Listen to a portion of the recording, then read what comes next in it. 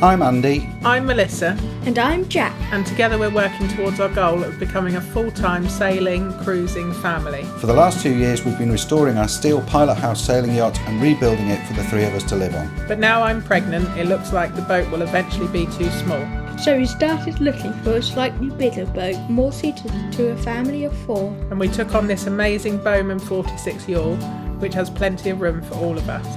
So now we're working hard to get both boats in the water, so we can choose which one will be the right boat for us to head off and explore the world in. Follow along to keep track of our progress as we focus on getting our family afloat.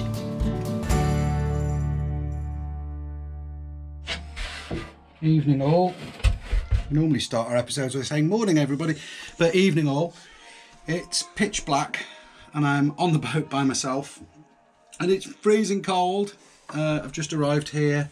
It's too cold for Melissa and Jack to be on the boat at the moment, but I'm here and I've got the kettle on and I've got Harry Potter on the laptop downstairs. I'm going to sleep down there tonight under a duvet and with some heating on because it's freezing, and then try and get some work done in the morning. I've come here tonight because I find if I come here in the morning, by the time I've got up and had breakfast and got stuff in the van and loaded and then got here, I just don't get started in a timely fashion. I end up starting at lunchtime, and at the moment the days are so short, it's a waste of time. So here I am, set up and ready to work on the cockpit floor. I'm hoping the cockpit floor if the weather's good. If not, I'll find something else to do. But yes, cut to next morning. Yeah, it's the next morning. It is ridiculously cold. There's ice on the inside of the windows of the pilot house. Look at that. That's ice. So I'm very glad Melissa and Jack didn't stay here last night. I had the best night ever. In this yard, the electric is, you pay for it on these little cards. And I put some on last night, and of course having the heating on last night, I've got these oil filled radiators in the boat, and it ran out in the night, so that's why it was so cold. So I'm going to go and recredit the box and then buy some more of these cards. But yeah, I had the best night ever. I've got this fantastic sleeping bag, which is a Mountain Hardware Phantom Zero that I used to use a lot, and sleeping in it last night was just so cozy and warm, even though it was freezing in the boat.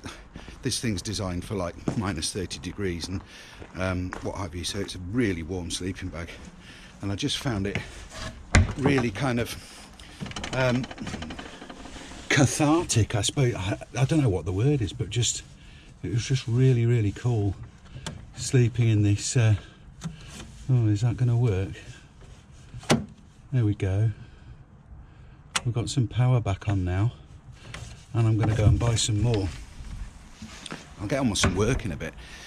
But yeah, I suffer with a condition called fibromyalgia, and it's got a whole host of symptoms. I have a lot of muscular pain and that kind of thing, and I also suffer with, alongside the fibro, I also suffer with depression, on and off. I have done my whole life, and there's no sort of rhyme or reason for it. That's the thing about depression, isn't it? You can't sort of put it down to anything in particular. I've got a beautiful wife, a fantastic family, a baby on the way, a new boat that we're working on, and I'm still suffering with bouts of depression, and it's made me quite ill recently, and there's no logic to this, is there? It's a stupid thing, it's completely irrational, but I just found last night by myself on the boat in my Mountain Hardware sleeping bag, tucked up nice and warm. It was just brilliant, and I had a really good night's sleep. I've woken up feeling refreshed. Just, I don't know, it's very good for your mental health, this kind of thing, I think. Boat work and being on boats and on the sea, it's better than any counselling or antidepressants or anything else that you can take to deal with it.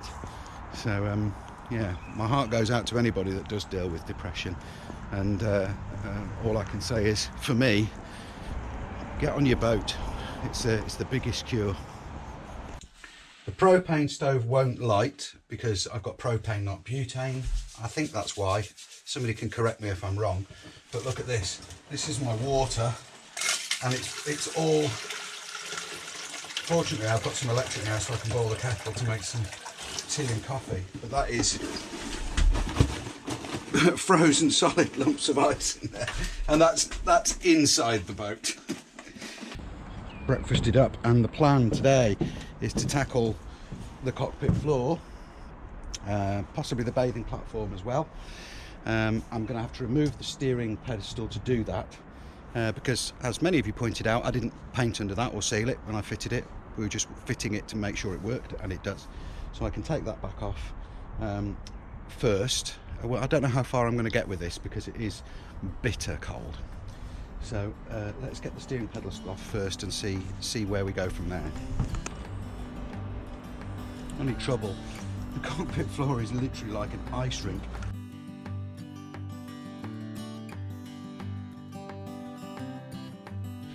Are you big enough? Yes. Okay, off you come.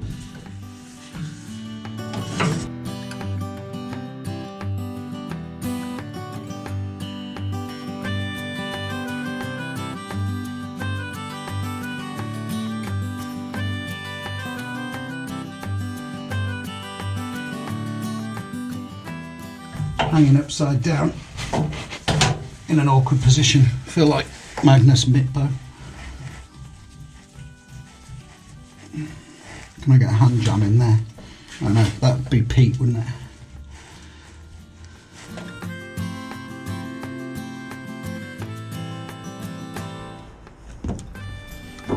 Yeah, that's it.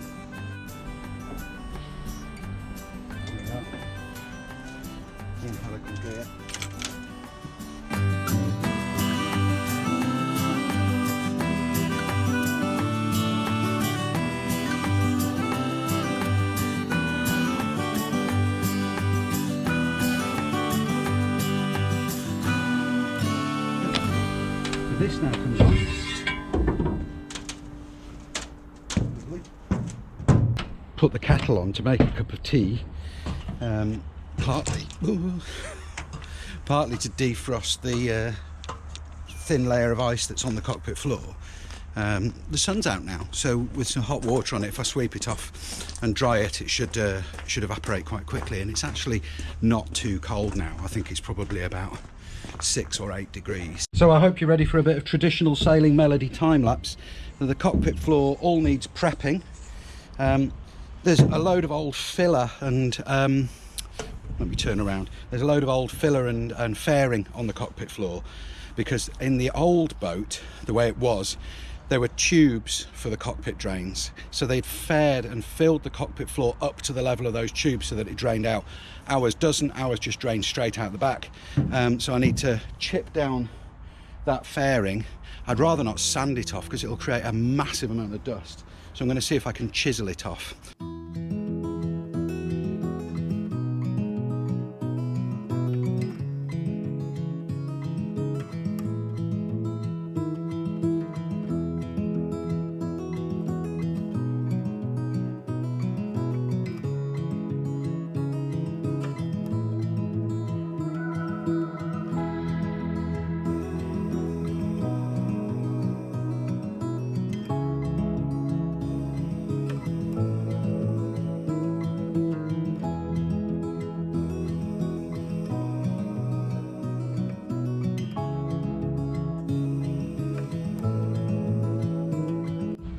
Right, the cockpit floor has had all of the filler, all of that fairing and stuff chipped up, or most of it, and I'm amazed. I've always been one of these people that says don't put filler and fairing on a steel boat, and I still am, but I've got to say, I don't know what they used on this boat when they built it, but it's incredible stuff.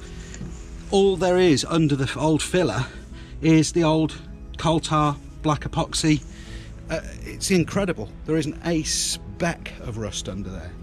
So the only places where there's rust are places where the filler was thin and had chipped off. So I'm going to quickly go over some of the old welds, clean a few bits up, and that means getting the grinder out.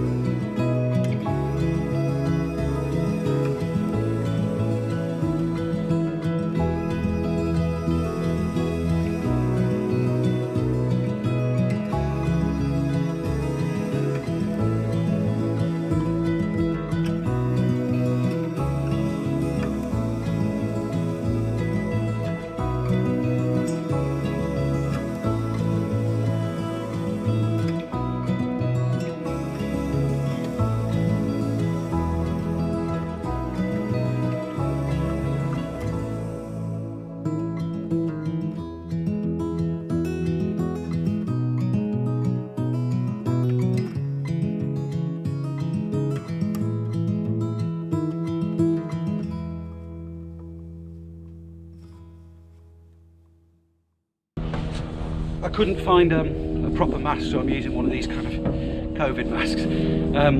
It's so tempting to do more and to kind of do that bit and that bit and that bit and that, and keep going with the grinder and keep prepping more. But I know that I've got 2 hours, if that, of daylight left. So I'm going to focus and stick to cockpit floor and the kind of the well, the cockpit well, and not stray outside. I've got these 2 parts either side of the door, the main washboards to do, and I want to do another coat on the seats and on the combings. So I could spend all day just prepping, but I'm not going to be here tomorrow, and if I prep it all, it's then going to need doing again next time I come to prep for stick. So I'm just going to stick to the cockpit floor and the well and get that done.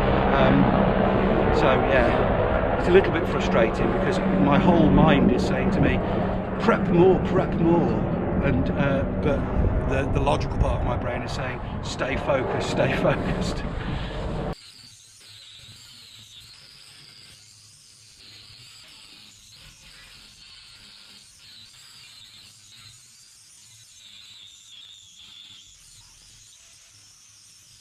Found all the welds. I've prepped everything that I'm going to actually paint. One thing I've said before about this Jotun 87 primer is it's actually, they do say that you can use it as a top coat as well. It's not just a primer. So like the red that we've used on the top sides, there's nothing to stop us just leaving that as a top coat. But the white, what we've noticed, the white paint, it's Jotun 87 off-white, it tends to pick up dirt quite easily. So that's the only downside I would say to it, is that like this, there's just a bit of dust here, which I'm being rigorously and ruthlessly sweeping and vacuuming up as we go along. But yeah, if dust or dirt settles on it, particularly if you then walk on it and tread it in, it cleans out, but it just seems to be, it's not like it's porous and rust can go through it or anything like that. It just seems to pick up dirt a little bit more than the hardtop XP, which is going to be the final coat that we'll put on. But yeah, technically on paper, I can paint this now because it's not -5, it's about 5 or 6 degrees above freezing Celsius, centigrade, and you could leave this white as a final coat. In terms of durability, it would be fine. It just isn't the prettiest thing in the world. Let me just finish sweeping up and vacuuming, and then I think, I know it looks a bit patchy, but we're actually ready for our to put a coat of paint in the cockpit floor and well.